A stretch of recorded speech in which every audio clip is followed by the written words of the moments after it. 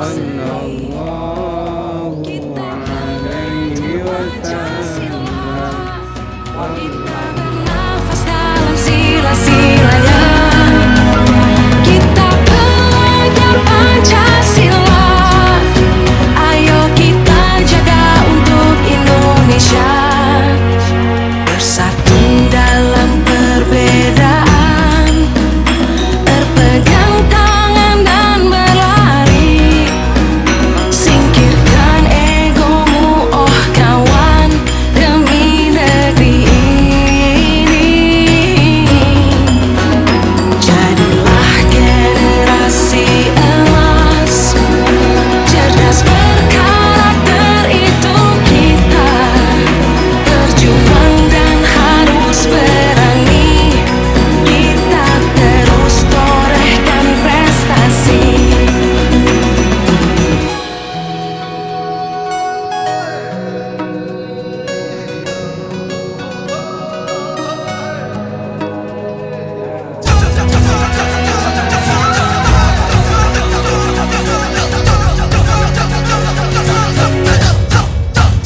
Kita belajar Pancasila. Kita bernafas dalam sila-silanya. Kita belajar Pancasila. Ayo kita jaga untuk Indonesia. Kita belajar Pancasila. Kita bernafas dalam sila-silanya. Kita belajar Pancasila.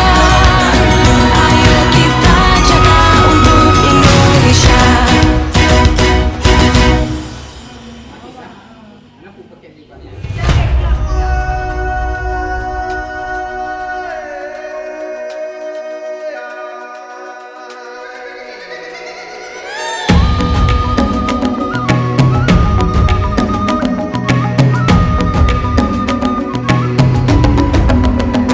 Bangun dan bukalah matamu, saatnya meraih mimpimu.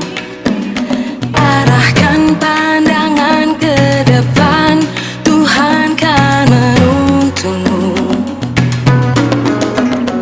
Sadarilah masa berganti, tantangan kan kita hadapi. Bergandeng tangan untuk negeri, era kita menanti berseri. Kita belajar Assalamualaikum warahmatullahi wabarakatuh. Waalaikumsalam warahmatullahi wabarakatuh. Ya, terima kasih kepada Bapak Ibu malam ini sudah meluangkan waktu untuk bersama-sama kita berdiskusi mengenai aksi nyata budaya positif. Jadi pada kali ini kita akan menyimak dulu Bapak Ihsan Armia akan mempresentasikan aksi nyata budaya positif yang telah beliau lakukan di sekolah beliau. Mungkin kesempatannya kita serahkan kepada Bapak Ihsan untuk mempresentasikan apa yang telah beliau lakukan di sekolah beliau. Silakan Pak Ihsan. Baik, terima kasih Bu Nur Laili. Assalamualaikum warahmatullahi wabarakatuh. Waalaikumsalam warahmatullahi wabarakatuh. Assalamualaikum warahmatullahi wabarakatuh.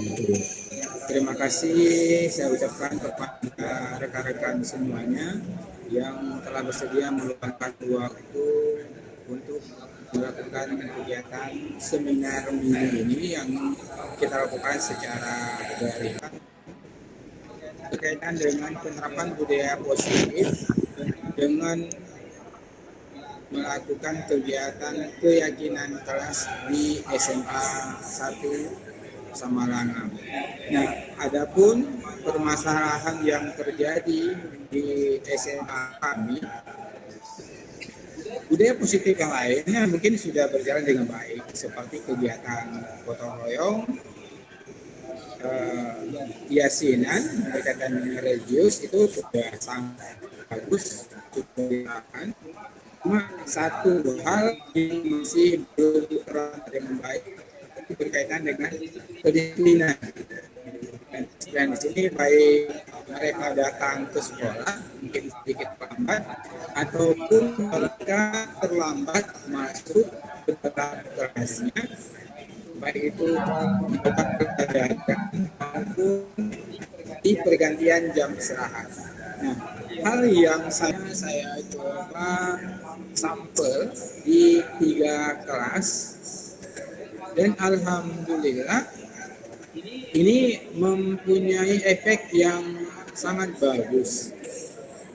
Nih, dalam penerapan pertama yang saya lakukan, yaitu saya memberi gambaran kepada mereka, saya tanyakan kepada mereka begini, kalian pengen nggak kelas kalian aman, kelas kalian disiplin, kelas kalian tertib dan teratur? Itu yang tawarkan saya kepada mereka, dan mereka menanggapi dengan positif. Mau Pak, jika mau hari ini kita akan coba menerapkan keyakinan kelas kita.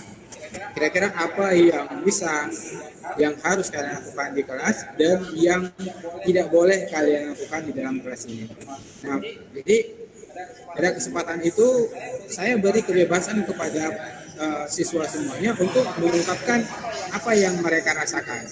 Saya minta satu persatu untuk menulis keinginannya di depan papan tulis. Nah, di akhir pelaksanaannya baru saya pandu untuk menjadi satu keyakinan kelas. Nah, banyak hal yang muncul. Salah satunya adalah mereka pengen semua siswa masuk tepat waktu. Jadi setelah disepakati sanggup tidak dijalankan, mereka menyanggupinya. Serta mereka sendiri ada membuat konsekuensi apabila ada siswa yang terlambat masuk. Nah, di sini hanya bentuk konsekuensi, bukan dalam bentuk sanksi ataupun yang sejenis hukuman. Tidak, hanya dalam bentuk konsekuensi saja. Nah, saya pada saat mengevaluasi, saya menanyakan kepada guru yang masuk ke kelas tersebut yang sudah ada keyakinan kelasnya. Saya tanyakan, Bu, ada nggak perubahan yang terjadi sebelum penerapan keyakinan kelas dengan sesudah? Hampir semua guru mata pelajaran mengatakan besar sekali Pak perubahan di kelas itu. Contohnya kemarin ada siswa yang terlambat, langsung ditegur sama temannya. Tuh lihat kesepakatan keyakinan kelas kita ya, tidak dibenarkan datang terlambat. Kamu hari ini terlambat. Sampai dia minta maaf, dia bilang ini yang pertama dan terakhir, itu nggak akan diulanginya lagi. Dan benar, ke depan memang dia sudah tepat waktu masuknya. Itu yang efek menurut guru yang mengajar di kelas tersebut sudah sangat bagus. Dan di sini juga saya mengajak para wali kelas untuk menerapkan di kelasnya masing-masing berkaitan dengan keyakinan kelas. Ada yang sudah menerapkan, ada yang memang beliau minta saya membantu mendampingi dalam penerapan keyakinan kelas di kelas masing-masing. Mungkin hanya itu yang bisa saya paparkan, bahwa penerapan budaya positif di kelas ini sangat efektif untuk kita tertibkan siswa, dan penertiban ini merupakan bagian daripada budaya positif. Mungkin hanya itu. Ketika ada yang ingin bertanya, kami persilakan.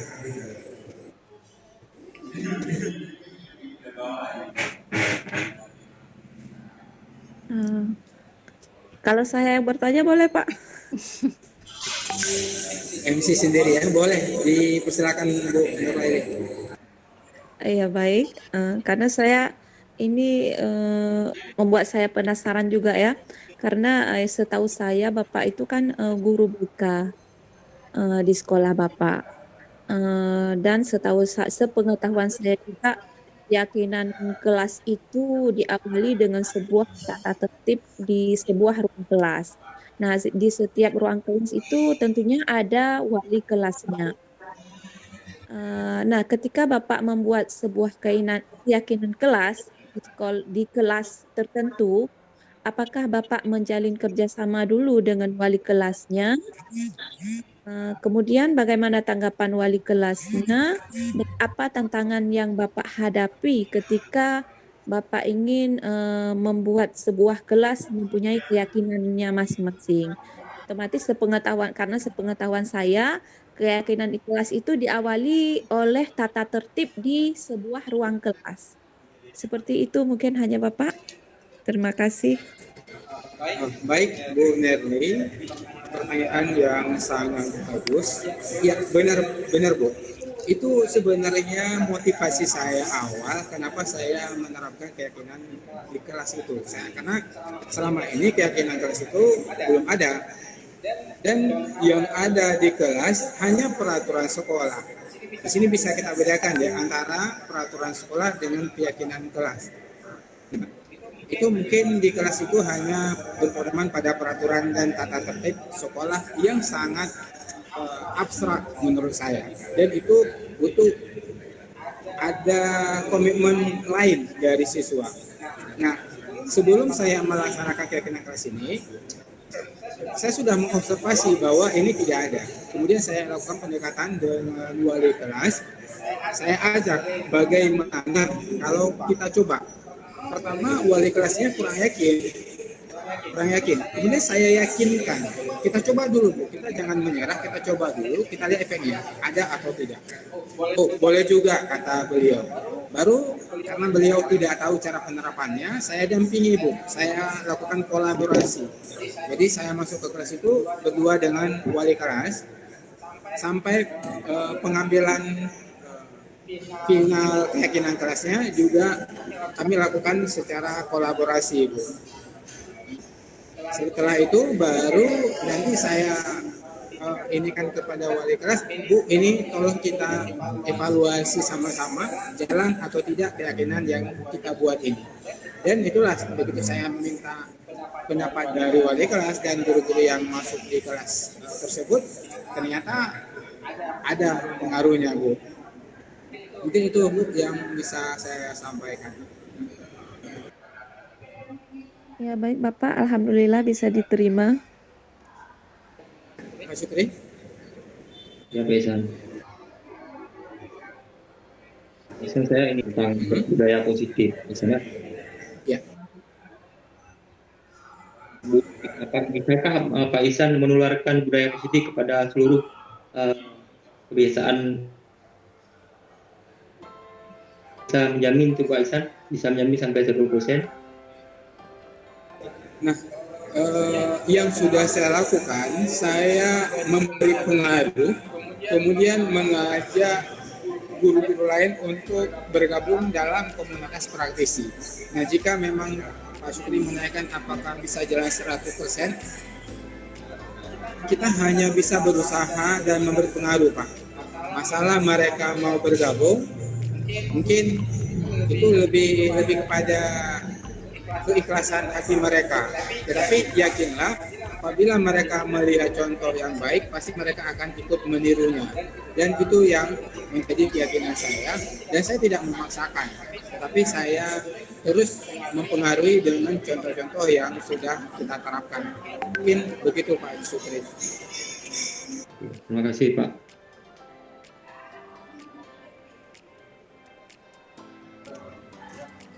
Ihsan, satu lagi. Bagaimana cara menumbuhkan budaya positif di dalam kelas, Pak Ihsan? Menumbuhkan budaya positif agar siswa mau, karena mungkin kita tahu bahwa tidak semua murid-murid mau dengan budaya positif yang kita lakukan. Ada mungkin beberapa atau 2 atau 3 murid yang hengkang dengan keputusan kita. Bagaimana caranya untuk mengatasi hal tersebut, Pak Ihsan? Baik, sangat menarik ya pertanyaan dari Pak Syukri. Begini Pak Syukri, pada saat kita menerapkan keyakinan kelas, otomatis yang mengungkapkan itu dan yang menyepakati semuanya itu adalah mereka sendiri, Pak. Jadi kita di kelas tidak ada istilah memaksa dari mereka, untuk mereka, oleh mereka. Jadi ketika mereka sudah menyepakati, otomatis mereka sudah menyanggupi. Dan pasti ada ya 1-2 yang tidak melaksanakan, bukan mereka keberatan ya, mungkin kadang terlambat ataupun ya sering mondar-mandir ya karena kebiasaannya. Itu ada konsekuensi yang mereka buat. ada konsekuensi. Berarti dengan adanya konsekuensi diharapkan sebisa mungkin harus melaksanakan keyakinan keras yang mereka buat sendiri, Pak. Ya, Pak. Terima kasih Pak atas penjelasannya. Baik, sama-sama, Pak. Oke, jika tidak ada lagi, terima kasih untuk teman-teman semuanya. Semoga seminar mini yang kita lakukan ini ada manfaatnya untuk kita semuanya. Saya akhiri. Assalamualaikum warahmatullahi wabarakatuh. Waalaikumsalam warahmatullahi wabarakatuh.